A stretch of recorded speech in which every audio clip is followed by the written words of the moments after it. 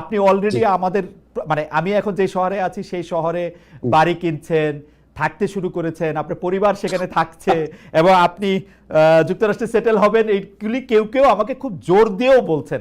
আপনি যদি একটু বলতেন।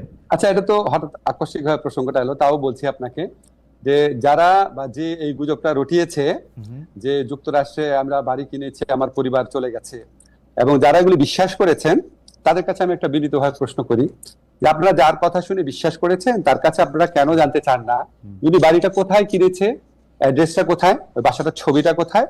আপনি আমেরিকাতে আছেন অনেকদিন ধরে, আপনি জানেন আমেরিকায় যদি কেউ কোনো প্রপার্টি ওন করে, ফ্ল্যাট হোক জমি হোক, আমি বা আমার স্ত্রী বা আমার পরিবারের সদস্য, এটা পাবলিক ডকুমেন্ট।